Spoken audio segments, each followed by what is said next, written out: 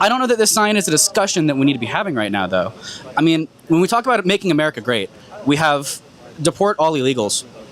Should that really be one of our fundamental values? Yes. Why is that? Why do you think so? You need borders. Every country in the world has borders, and every country in the world that's not a failed state enforces their borders. It's important that you do this. The government's core,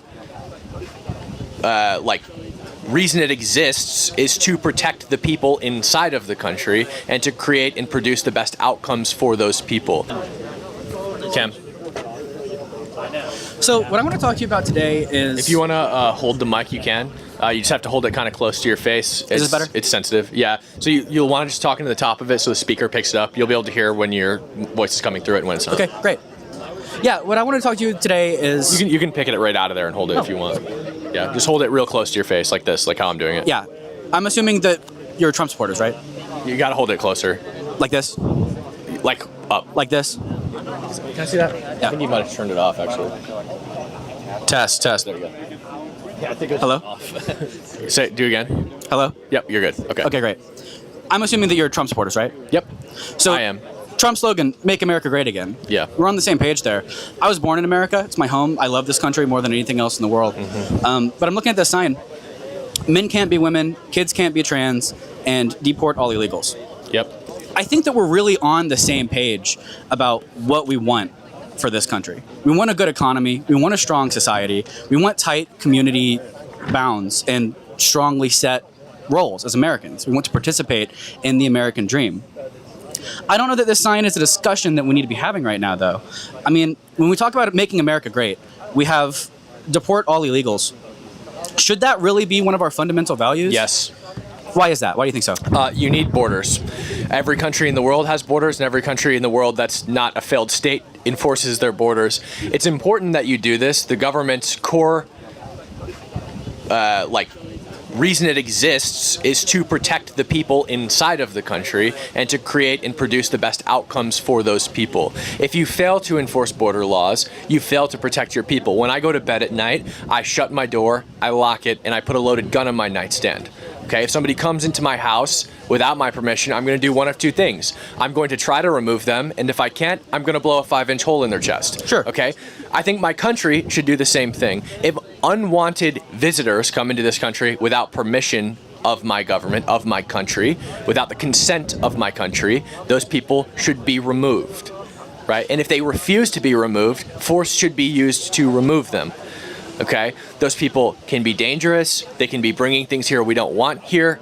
They're a net fiscal drain on the U.S. economy, according to the House Committee on Budget in their study in conjunction with the Center for Immigration Studies. They are a net fiscal drain of $68,000 per person. The equation is just simply taxes paid minus social welfare used. They are a burden on this economy. Furthermore, if you don't enforce border laws, you risk that countries will send sleeper cells here, which is a risk we can't bear to incur.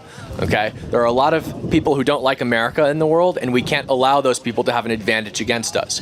So if you have those laws, if you have these border laws that are meant to protect the people in this country, you have to enforce them, because your laws are only as valid as their enforcement mechanism. If you don't enforce the law, they don't exist.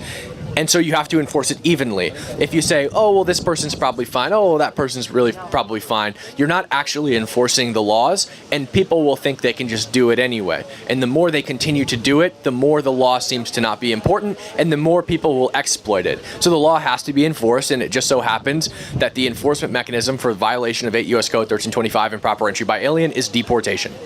Yeah, see, I hear you and I understand. From my perspective, where I'm coming from, are you a Christian? Can I ask that?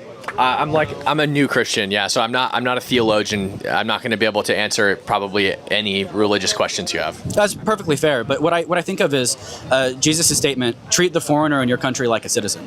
I think it would be bad to deport a citizen. That's not a statement. To clarify, I am a lifelong Christian. That's not actually a statement. Like, treat the foreigner as a citizen.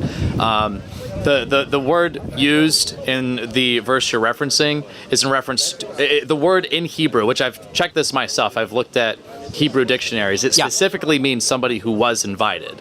And also, I mean, it certainly is the case that we should treat illegal immigrants with dignity, right? We don't think you should hunt them down treat them like animals or anything like that. They still do have human rights. They just don't have American rights. You know, the rights exclusive to Americans in the same way that any immigrant can't vote or whatever. So I'm like half and half kind of on the same. I kind of get what you're saying. I agree with it to an extent. But also, like, it's definitely not saying that you just let illegal immigrants roam free and you have an open border. Sorry, the wind is making my eyes water. But really, what I'm driving at here is just, I think that it's kind of important for us to get our priorities straight, right?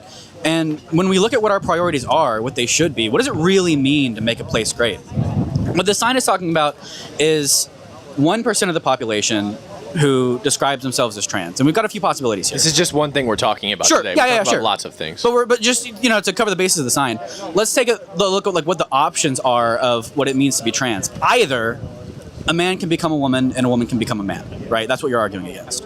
Or they can't. And what it means for a person to get top surgery, bottom surgery, whatever, is they make an aesthetic change in their bodies. Or they can't, and there's some sort of new age religion or cult or something which is converting children into this ideology of bingo of gender altering whatever. But whatever of those three options it is, we have all kinds of religions all over the place. And I'm not saying that this is a religion, but what I am saying is we've got serious problems going on in the United States that demand practical action, I think. Like right now, the government shut down, our service members aren't getting paid. I think because that Democrats refused to vote on the budget bill that was almost identical to the previous year. Sure, they did vote maybe to not. approve, so. There are all kinds of reasons that could be the truth. But I still think that there are more pressing concerns right now than the 1% of the population who's doing something we disagree with and the people who don't belong in America, the people who don't deserve to be here. Okay, so do you want to debate the topic, or do you want to debate that the topic doesn't matter? I don't care how much you say the topic doesn't matter. It matters to me. So there's nothing to argue there. Okay, so I think you're kind of misinterpreting the point. The point isn't to come out here and just change people's mind on like gender. The point is the reason Fearless Tour started, which, you know, I wasn't here at the beginning. He was, but I think he would agree with this. The reason it started is because Charlie Kirk was assassinated speaking on campus, and a lot of people were celebrating it, and also a lot of people were scared.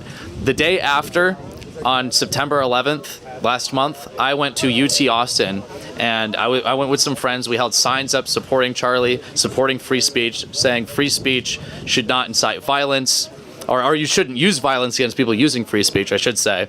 And we were supporting Charlie Kirk, we were supporting free speech. People came up to us, they said nasty stuff, but also people came up to us crying and saying, I'm a conservative on campus, now I'm scared to do anything. All right, this is very consistent. We were talking to people yesterday at UNT. They're saying we're scared to express our political beliefs. This isn't just to come out here and talk about gender. Like, that's just a topic. We sit here and we're like, all right, what would be the best topic to cover, where we would actually find people who disagree with us.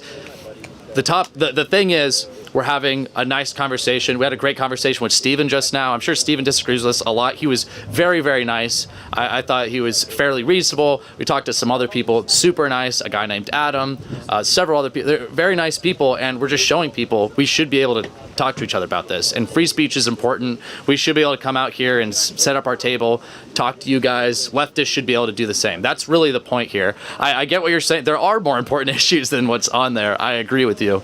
But, like, we don't always have to be talking about these issues. And I would say the number one most important issue right now is freedom of speech. And kind of tied into that is being against political violence, like us being able to peacefully talk to each other and not resorting to violence, not resorting to nastiness, because we cannot have a civil society and we can't even discuss these issues if we don't have that. Yeah, and I think that's a really big part of the point that I had in coming up here is to say, yeah, I did come up to talk about the priorities of what's being discussed, and so I'll leave it here.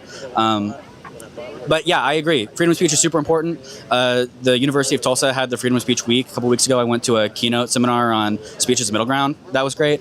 And that's all I want to say is, yeah, I get what you're here for. I get what you're trying to do. I think that I disagree about what exactly it means for us to pursue greatness, but I put that out there, and that's it. That's all I have to say. All right. Yeah, I appreciate it.